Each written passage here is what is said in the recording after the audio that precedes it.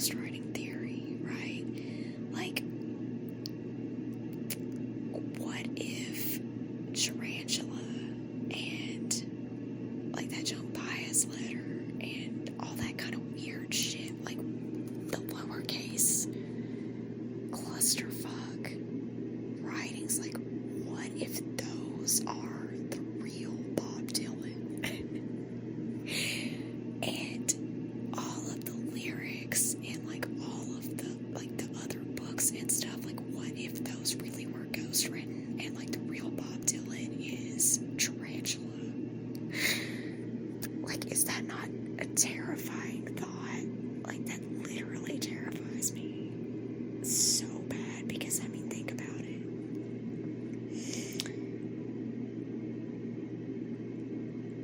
Back in the 60s and stuff, like, at the beginning of his career, there were pictures of him, like, with typewriters and, like,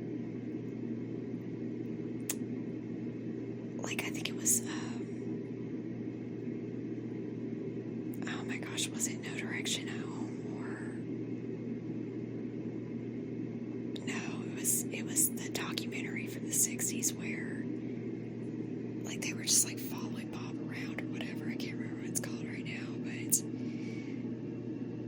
you know, he was, like, on typewriters and stuff in various, like, scenes in the documentaries, and there's, like, pictures of him with typewriters and stuff, so we know he was writing something, but, like, what if he was really just, like, tormentedly, like, pounding out Tarantula in those pictures? You know what I'm saying? Like, what if that's what he was writing? And, like, where are the pictures of Bob Dylan writing, like, throughout the years? Because if you're that prolific, you would think you would have, like, a typewriter connected at the hip or something, you know? Somebody who is supposedly as prolific as Bob Dylan has been, you would think there would be, like, a bunch of pictures, like, throughout the decades, not just in the 60s, of Bob writing stuff, like writing on napkins and writing on hotel stationery like he's said to do, you know, writing with typewriters, writing with, you know, in the 80s they moved to, like, computerized typewriters, right? Did Bob have, like, a computerized typewriter? Like, what the hell does Bob write on? Is Bob writing? Oh my god.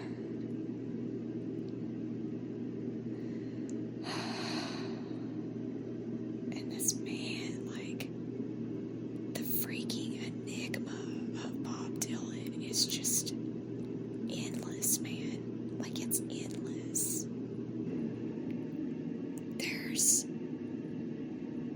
you know, Chronicles Volume 1, Philosophy of Modern Song. I mean, it just seems like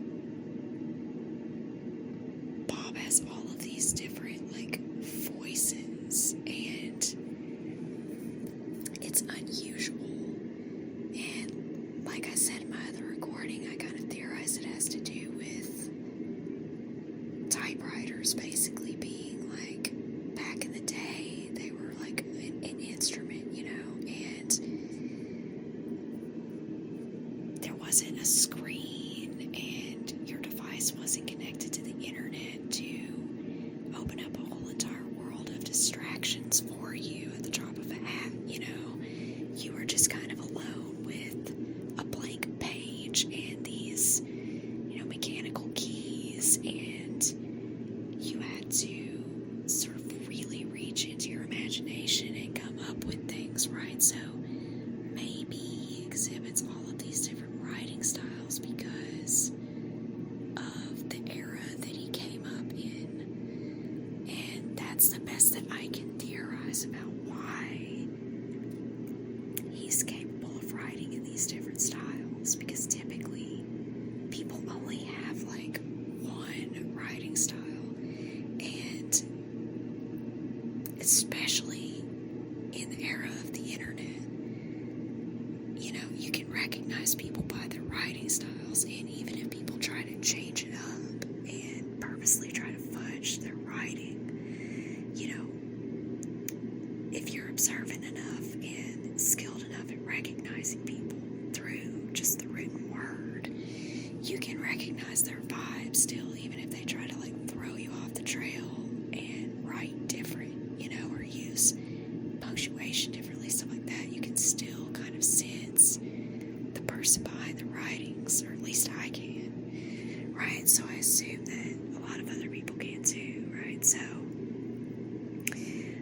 that's one thing I find really interesting about Bob Dylan, is that he seems capable of writing in all of these different voices, but then again, because books are typically proofread and edited and stuff, maybe the rough drafts of these books look a whole hell of a lot different than what comes out, after they're published, right? Like,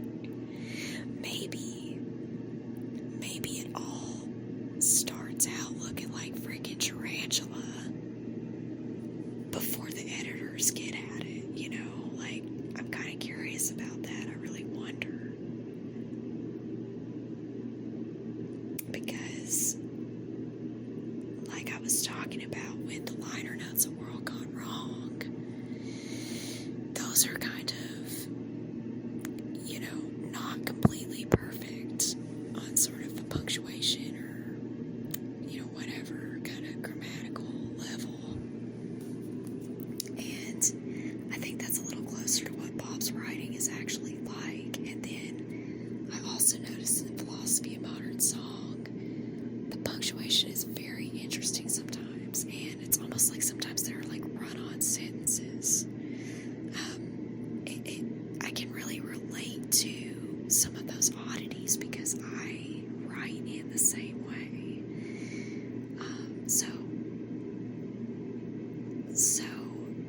whoever edits Bob's books seems like they keep some of these elements intact, some of these things that are sort of unique to him. It seems like they try to preserve it to a degree, which I really appreciate. I really like that a lot. It's a quirk, I write a lot, and I have certain ways of doing things, certain ways of spelling things sometimes. My usage of commas and other types of punctuation is not quote grammatically correct. Like, it's not by the books, it's not by how they teach you in school to write shit.